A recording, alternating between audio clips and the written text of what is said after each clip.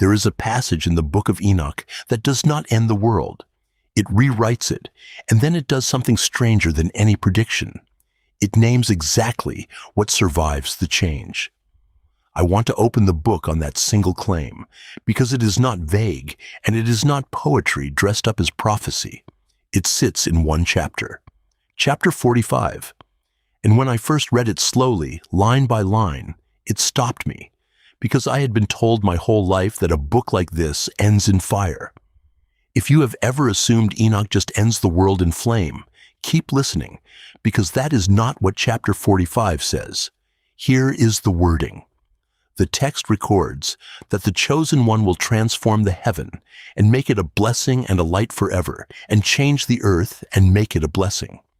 Read that again, and notice what it does not say. It does not say the earth is destroyed. It does not say it is thrown away. It says the earth is changed, transformed, made into a blessing. There is a difference between an ending and a remaking, and this chapter lands firmly on the second one. Now, before I go a step further, I want to be clear about what this book actually is, because that changes how much weight these lines carry. This is not some rumor about a lost manuscript that somebody claims once existed. The Book of Enoch is real. It was left out of most canons, yes, but it never disappeared. It has been living scripture in the Ethiopian Orthodox tradition for centuries, read and copied and kept, and then, in the caves above the Dead Sea at Qumran, fragments of it turned up in more copies than several of the books that stayed inside the Bible. Older copies, in Aramaic, from before the time of Christ. So, when I read chapter 45, I am not reading a forgery or a footnote. I am reading a text that a whole community carried, and that the desert preserved in the ground for 2,000 years. Hold that in mind, because the chapter keeps going, and the next line is where it starts to sort. The text says, the transformed earth becomes a dwelling for the righteous and the holy, and then it draws a hard edge around that. It says, the sinners will not set foot on it. That is the phrase that stays with me. Not that they are punished somewhere else, not that they are argued with, that they will not set foot on it. The new ground has a boundary, and some people are simply on the wrong side of it. Read that line again, not as poetry, but as a decision about who stays. Because once you read it that way, the whole shape of the promise changes. The remaking is not destruction for its own sake. It is not the world torn down because the world is bad. It is a sorting. The old ground is not patched up, not repaired, not cleaned. It is replaced. And when it is replaced, only certain people carry through onto what comes after. This is the first thing that struck me, and I keep coming back to it. Chapter 45 is not really about the end of a planet. It is about a very short list of what is kept, and a very clear line about what is not. That list is shorter than you would think, and most of this reading is going to be me following the book to find out exactly what is on it. Now, I want to be fair to how this has usually been read, because the standard reading is a serious one, held by serious people, and I am not going to wave it away. The mainstream church takes a chapter like this as poetic anticipation. A new heaven and a new earth, the same hope you find in the canonical prophets, in Isaiah, in the closing visions of the New Testament. Read that way. Enoch is simply echoing a promise that runs all through Scripture, that God will one day make all things new. That is a coherent reading.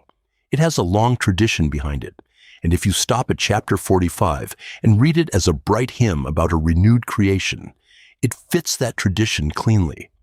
But here is where I have to be honest about what happens when you keep reading Enoch, because the picture does not stay that clean. It sharpens. It picks up details that the summary version smooths right over.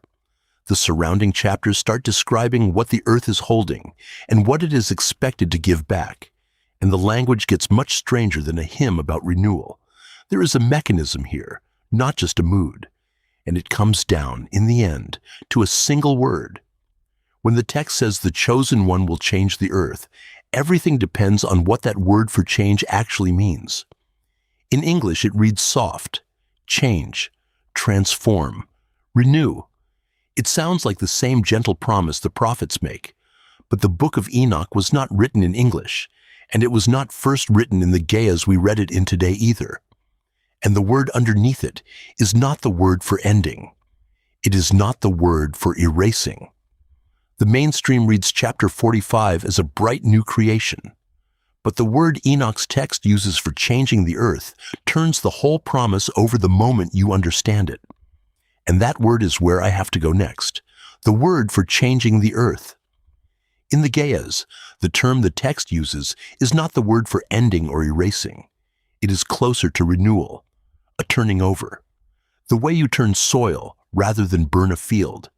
And something you turn over is something you mean to grow again. That single root replows the entire promise. Hold on that word for a second, because it is the whole hinge of this reading.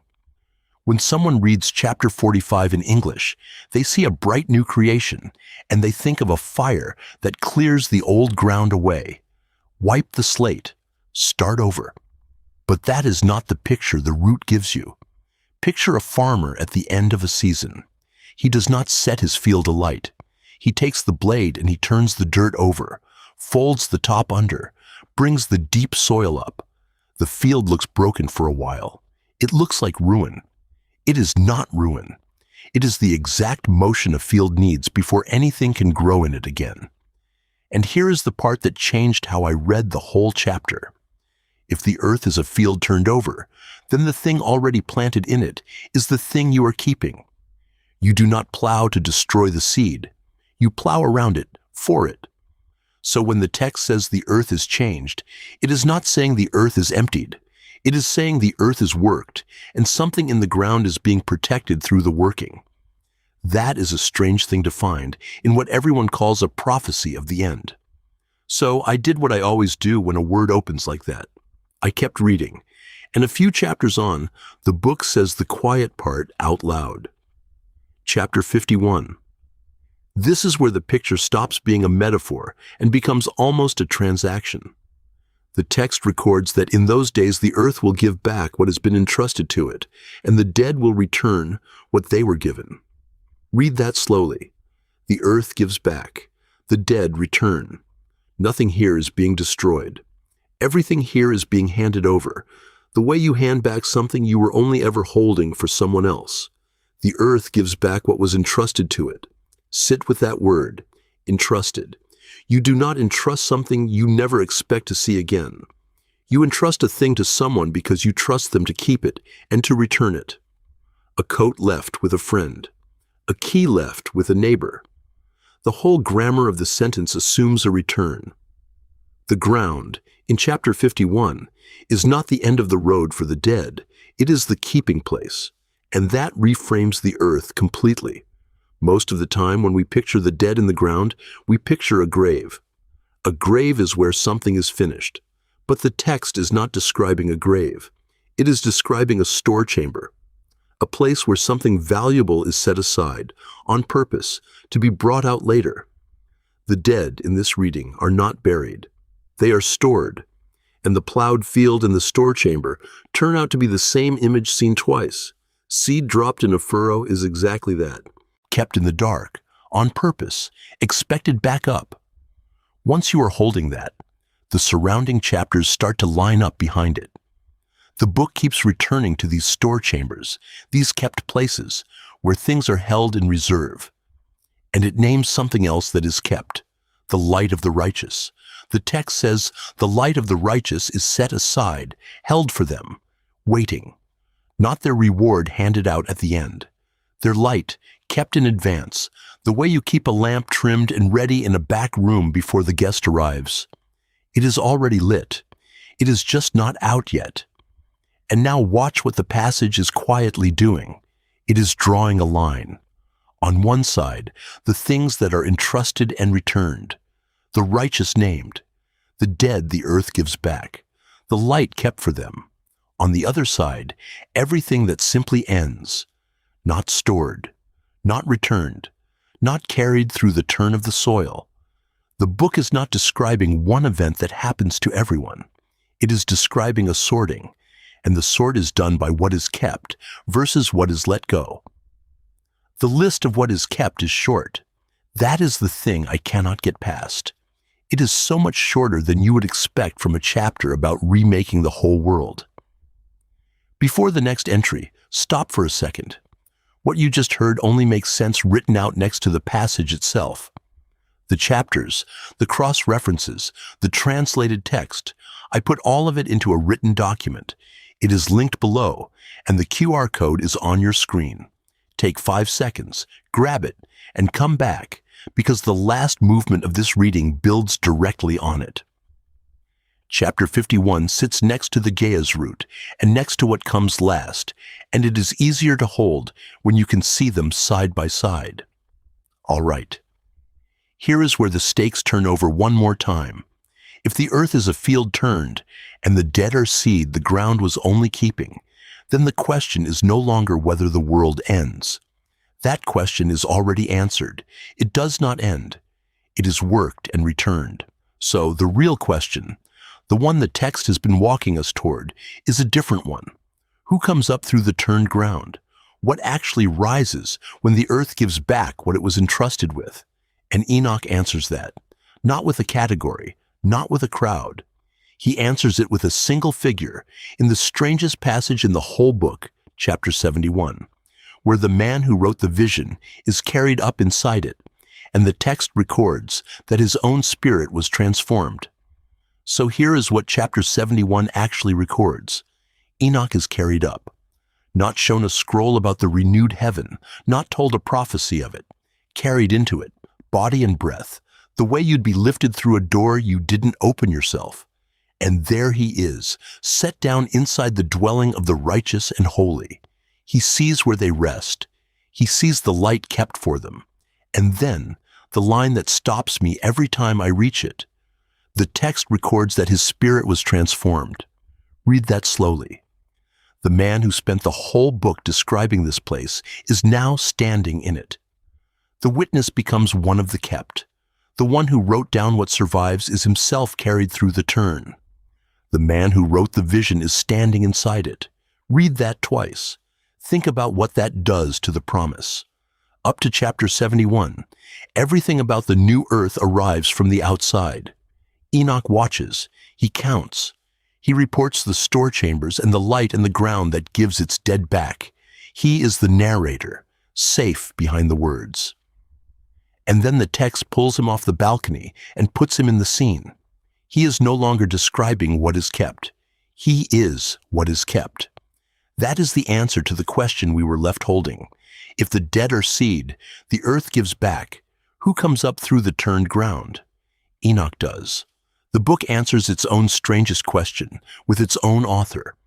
Whoever set these chapters down did not leave himself outside the list. He walked himself onto it, which means we can finally assemble the list. This is the thing the title promised, so let me say it plainly, the whole of it, in order. What survives the rewriting of the earth, by the text's own wording, is 3 things: the righteous, named, and kept. Chapter 45 says the transformed earth becomes a dwelling for the righteous and holy, and that sinners will not set foot on it. So the first thing carried through is a class of people the text keeps back on purpose. The light stored for them. The stored chambers, the light of the righteous that the text says is held and not spent. The second thing carried through is not a place and not a body.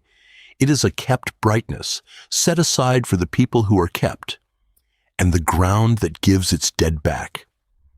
Chapter 51 says, the earth will return what has been entrusted to it, and the dead will give back what they were given. The third thing carried through is the returning itself, the soil handing up what it was holding. That is the list. The righteous, the stored light, the returned dead. 3 things. Everything else in the old world is not destroyed in some cinematic fire. It simply is not named as kept. It does not carry through the turn. When someone sat down to write what survives, that is where the ink stopped.